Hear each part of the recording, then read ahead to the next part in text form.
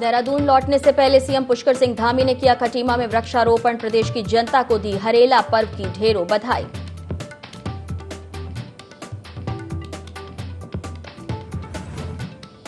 सरकारी स्कूलों में पढ़ने वाले छात्रों को सीएम धामी की पौष्टिक आहार की सौगात। हंस फाउंडेशन के साथ मिलकर किया मेगा किचन अक्षय पात्र का शुभारंभ।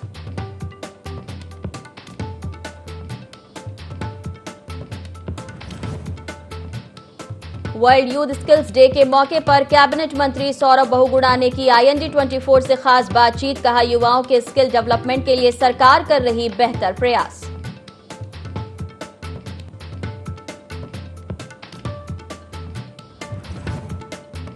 उत्तराखंड में 18 साल से ऊपर के युवाओं को भी लगाई जाएगी बूस्टर डोज। 75 दिन तक मुफ्त लगाई जाएगी बूस्टर वैक्सीन।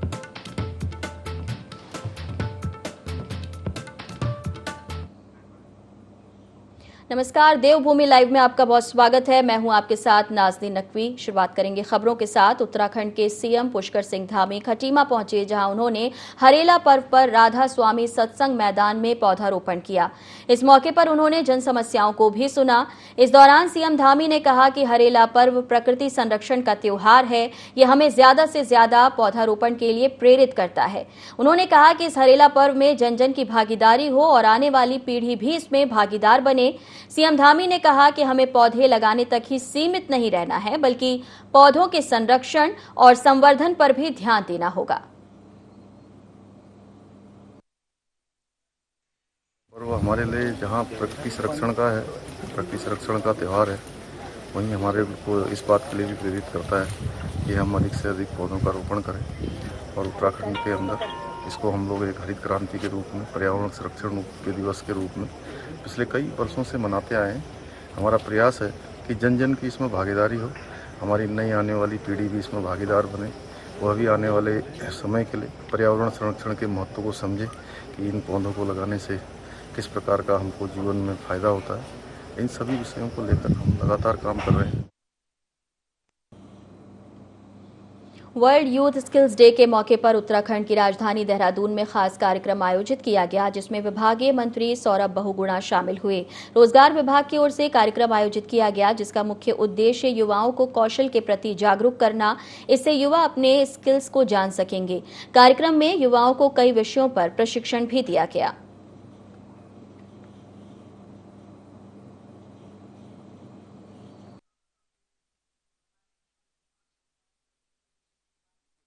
को स्किल कर सकें। देखिए, आज के दिन बहुत कंपटीशन हो गया है और अगर आपके पास टैलेंट है और उसको आप स्किल से ऐड कर देते हैं तो बहुत अच्छे से आपके पास स्कोप और चांसेस हो जाते हैं रोजगार उपलब्ध कराने के लिए, एंटरप्रेन्योर बनने के लिए, अपना काम करने के लिए। और लगातार हमारे विभाग से हम कोशिश कर रहे हैं पिछले 3 महीने से कि लोगों को प्रॉपरली स्किल किया जाए, विभागों में खानापूर्ति ना किया जाए, एक डिमांड, उत्तराखंड डिमांड के हिसाब से स्किल दिया जाए।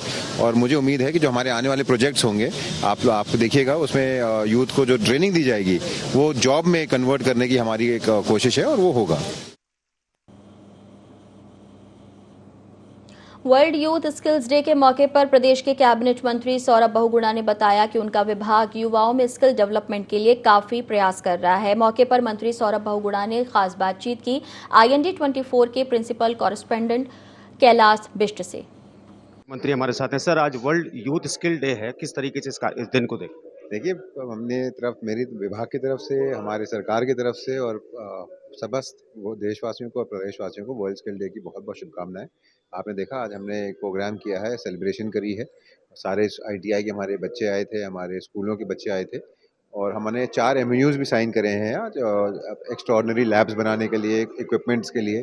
मैं धन्यवाद दूंगा उन प्राइवेट कंपनीज का जिन्होंने आगे बढ़ के हमारे ITIs को मदद करने की बात कही।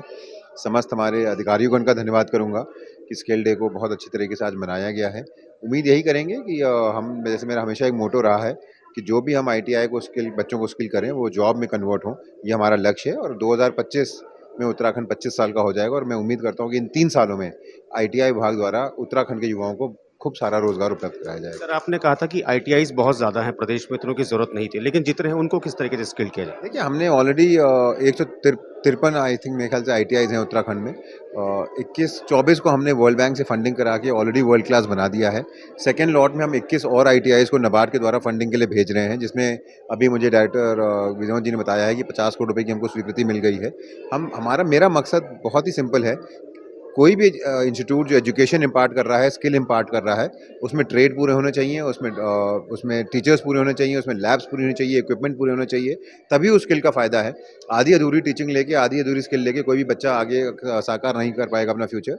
तो हमारा फोकस आईटीआईज़ को 100% वर्ल्ड क्लास बनाना है, ट्रेड्स को उसमें उपलब्ध कराना है और बच्चों को फुल स्किल देना हमारा मोटो है। गन्ना किसानों को भी आपने एक बहुत बड़ी सौगात दी।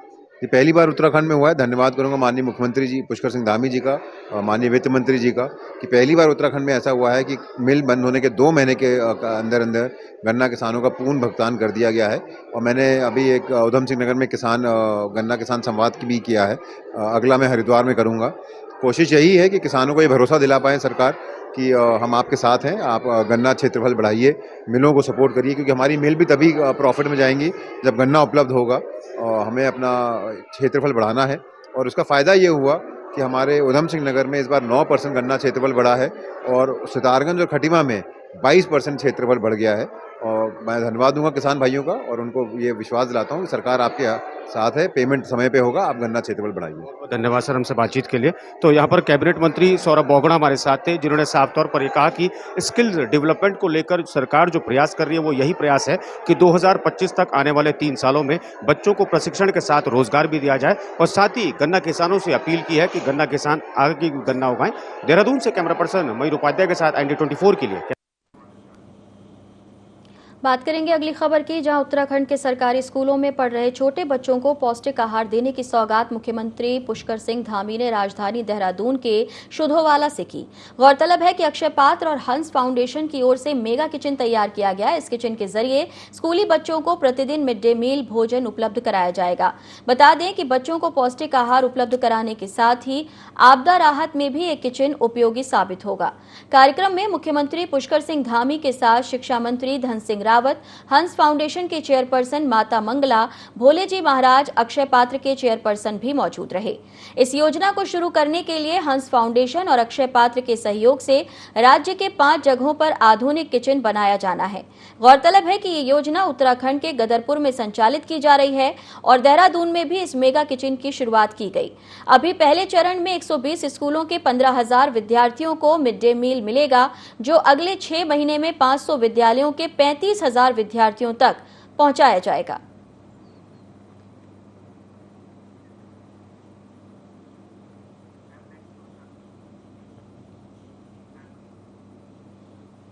विधायक खुशहाल सिंह अधिकारी को हाईकोर्ट से झटका लगा है। हाईकोर्ट ने पूर्व विधायक पूरन सिंह फर्त्याल की चुनाव याचिका को खारिज करने के लिए विधायक अधिकारी की तरफ से पेश किए गए दोनों प्रार्थना पत्र को खारिज कर दिया। साथ ही कोर्ट ने अधिकारी से याचिका में लगाए गए आरोपों पर 22 जुलाई तक लिखित जवाब पेश करने को कहा है।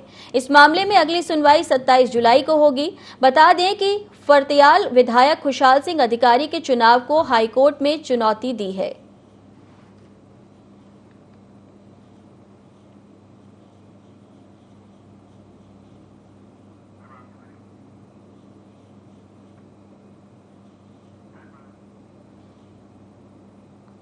नैनीताल के जिलाधिकारी रहे सविन बंसल ने प्रदेश और देश का नाम रोशन किया है। सविन बंसल ने संयुक्त राष्ट्र द्वारा आयोजित कार्यक्रम आपदा जोखिम सुशासन पर भारत और अपनी यूनिवर्सिटी का प्रतिनिधित्व किया।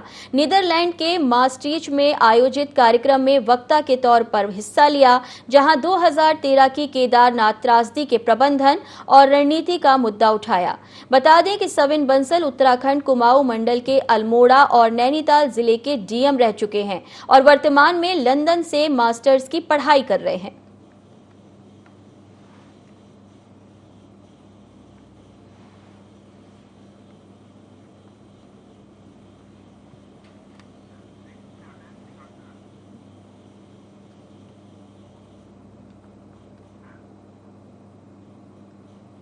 और इस वक्त खबर विकासनगर से, जहां जंगल में कई दिन से लापता युवक का शव मिला है। बता दें कि पवन कश्यप नाम के युवक का शव मिला। मामले की फिलहाल पुलिस जांच कर रही है। सीसीटीवी कैमरे के जरिए इसका राज खुला है। सहसपुर के गांव कारबारी के जंगल की यह घटना, तो सीसीटीवी से यह खुलासा हुआ। मामले की फिलहाल पुलिस जांच कर रही है। पवन कश्यप नाम के युवक का शव मिला है, जांच पड़ताल जारी है। तो खबर विकासनगर से, जहां जंगल में युवक का शव मिला है। बताया जा रहा है युवक कई दिनों से लापता था। पवन कश्यप नाम के युवक की पहचान हुई है, शव मिला है। फिलहाल पुलिस जांच कर रही है।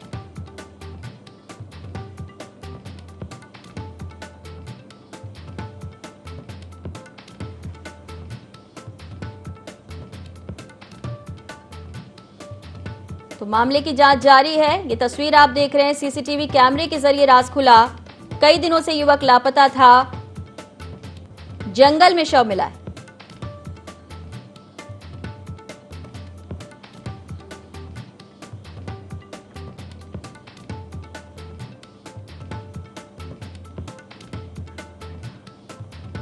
बड़ी खबर इस वक्त देहरादून से मिल रही है, जहां पंचायत चुनाव से पहले हरिद्वार में भाजपा ने बड़ी सेंधमारी की। हरिद्वार में कांग्रेस, बसपा में भाजपा ने सेंध लगाई है। बसपा कांग्रेस के 44 नेताओं ने बीजेपी ज्वाइन की।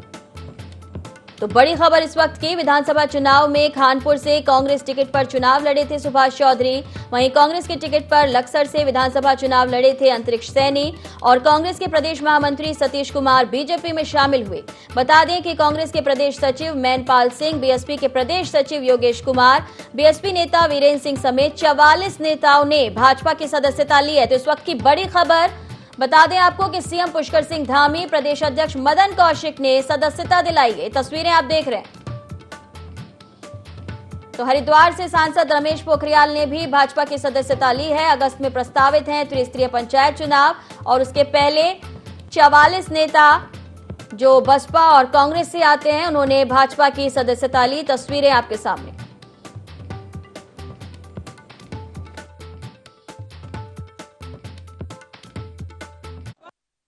आज हरिद्वार जिले के सैकड़ों की संख्या में कांग्रेस और बहुजन समाज पार्टी छोड़कर अनेक नेताओं ने आज भारतीय जनता पार्टी की सदस्यता ग्रहण की है। प्रमुख रूप से अंतरिक्ष सैनी हैं और हमारे खानपुर से चुनाव लड़े चौधरी साहब हैं, हमारे झबरेड़ा से चुनाव लड़े भागमल जी हैं, और हमारे सतीश कुमार जी हैं कांग्रेस के प्रदेश महासचिव, हमारे ब्लॉक के प्रमुख हैं जितेंद्र जी। ऐसे अनेक वरिष्ठ लोगों ने आज भारतीय जनता पार्टी की सदस्यता ली है। उन सबको हमने भारतीय जनता पार्टी की सदस्यता दिलाते हुए सबको ये पार्टी की रीति नीति के अनुसार आप आगे बढ़कर काम करेंगे, पार्टी को मजबूत करेंगे। कांग्रेस के वरिष्ठ पदाधिकारी, बीएसपी के वरिष्ठ पदाधिकारी लगातार सम्मिलित हो रहे हैं। वो इस बात का प्रमाण है कि उत्तराखंड भारतीय जनता पार्टी बहुत मजबूत हो गई है और वो परिणामों की दृष्टि से एक तरफा जाएगा।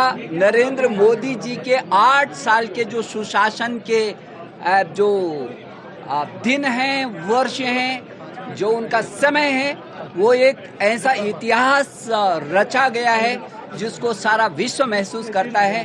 मैं हरिद्वार से जो कांग्रेस पार्टी से और बीएसपी पार्टी से जो पहले चुनाव लड़े हैं, वो आज हमारे बीच सम्मिलित हुए हैं हमारी पार्टी में। अंतरिक्ष सैनी जी वहाँ से चुनाव लड़े हैं, लक्सर से कांग्रेस से वो सम्मिलित हुए हैं। वो अपनी पूरी टीम के साथ सम्मिलित हुए हैं।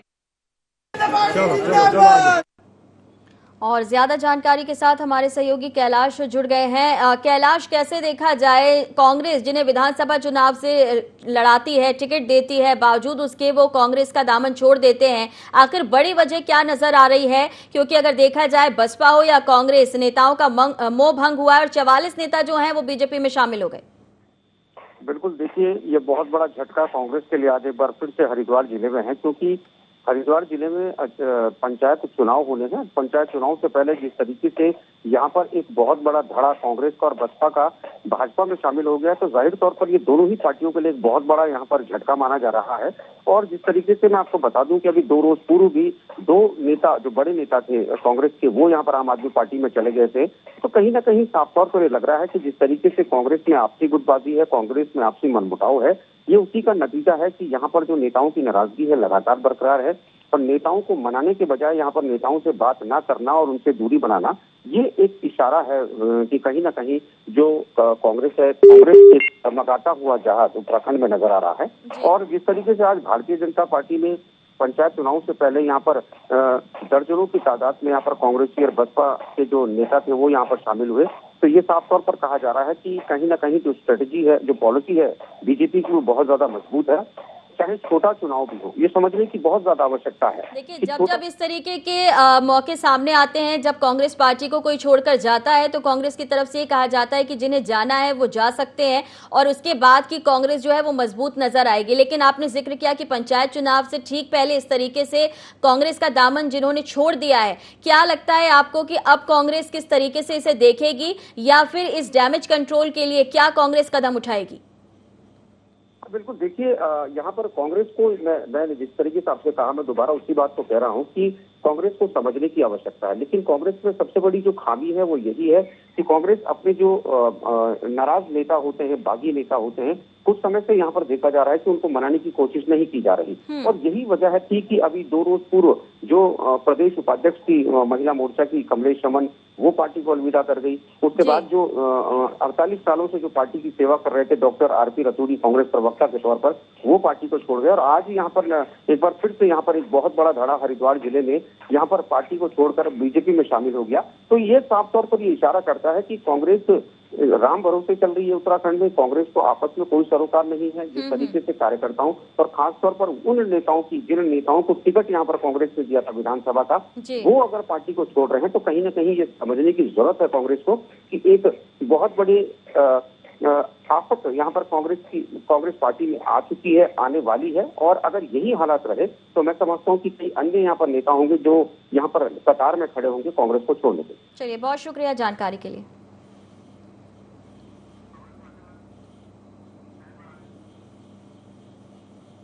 खबरों में आगे बढ़ेंगे। देवाल विकासखंड में ब्लॉक प्रमुख दर्शन दानू की अगुवाई बैठक आयोजित की गई, जिसमें बाजार क्षेत्र में स्वच्छता बनाए रखने को लेकर चर्चा हुई। बैठक में विकासखंड के अधिकारी, राजस्व विभाग, बैंक कर्मी समेत स्थानीय व्यापारियों, मकान मालिकों, किराएदारों ने भी शिरकत की। इस दौरान कूड़ा निस्तारण केंद्र बनाने पर चर्चा की गई।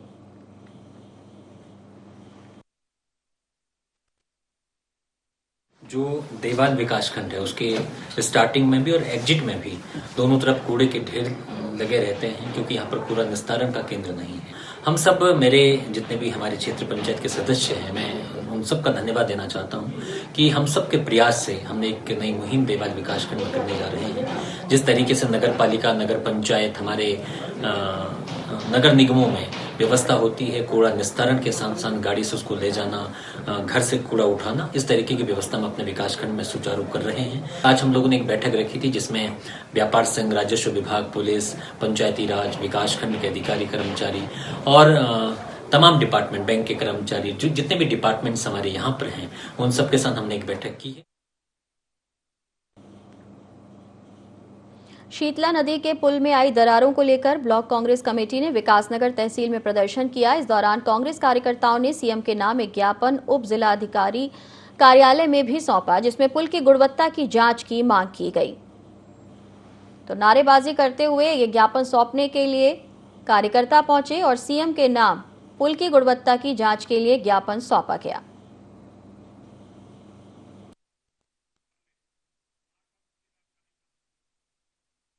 इस तरह से जो ये शीतला नदी का नवनिर्मित पुल है, इसमें अभी 1 महीना भी इस पुल पे यातायात चलते हुए नहीं हुआ। इसमें दरारें देखने को मिल गई। ये पुल कई जगह से बैठा हुआ देखने, अप्रोच रोड बैठी हुई देखने को मिल गई। उसमें क्या कमियां नजर नहीं आई? अगर कमियां नहीं थी तो क्यों दोबारा से उसकी पेंटिंग की गई? क्यों दोबारा उस पर तारकोल बिछाया गया? क्यों दोबारा उस पर मसाला बिछाया गया?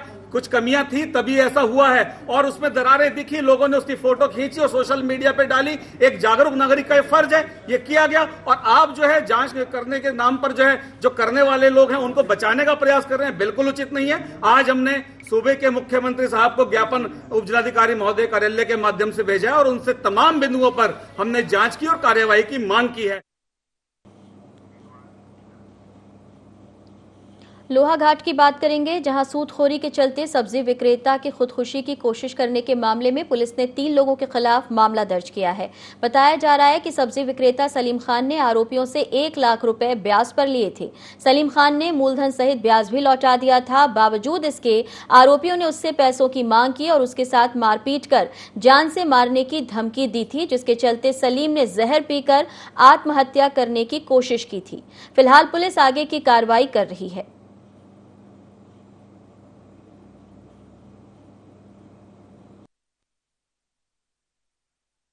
खाना लोहाघाट ऐसे सबको चाहिए व्हाट्सएप पे, क्योंकि मैं आज 8 दिन से अपनी बेटी तक को स्कूल नहीं भेज रहा हूँ, क्योंकि मुझे धमकी दे रहा था ये। मैंने इनसे पैसे लिए 1 लाख रुपए लिए, जिसमें जब मैं दोनों को पैसे दे चुका हूँ 1 लाख के करीब 2.25 लाख रुपए। उसके बाद भी आज भी डेट में मेरे पर 1 लाख रुपए निकालना कहना वो तो ब्याज है। मोहम्मद सलीम की तहरीर के आधार पर अभियोग पंजीकृत कर लिया गया है, जिसमें विवेचना की जा रही है और उसके द्वारा लगाए गए आरोपों का के संबंध में गहनता से जांच की जाएगी, तब तदनुसार अग्रिम कार्रवाई की जाएगी। इसमें 3 लोगों के खिलाफ मुकदमा पंजीकृत किया गया है। उत्तराखंड में युवाओं को बूस्टर डोज लगना शुरू हो गया है। 75 दिन तक राज्य में मुफ्त बूस्टर डोज लगाया जाएगा। दून अस्पताल के सीएमएस केसी पंत ने बताया कि फिलहाल अस्पताल में कोरोना के 2 मरीज भर्ती हैं। सभी को सैनिटाइजर और सोशल डिस्टेंसिंग की जरूरत है। साथ ही मास्क का इस्तेमाल करने की सलाह दी गई है और सभी से बूस्टर डोज लगाने की अपील भी की गई है।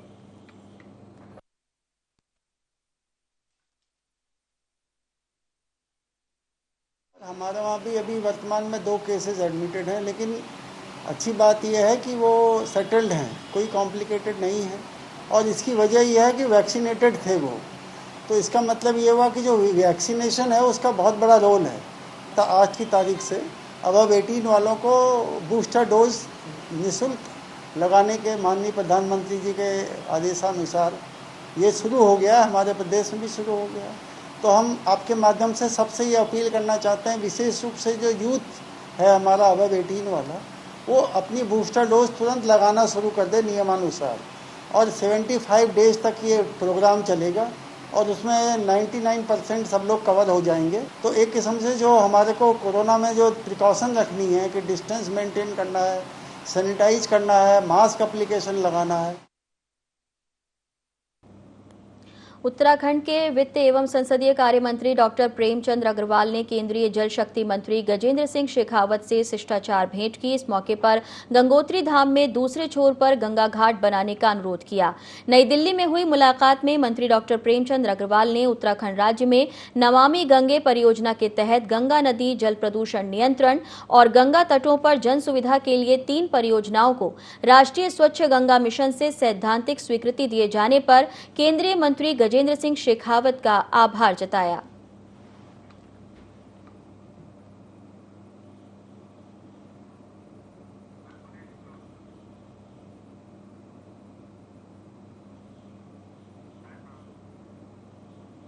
फिलहाल बुलेटिन में इतना ही। देखते रहें IND 24।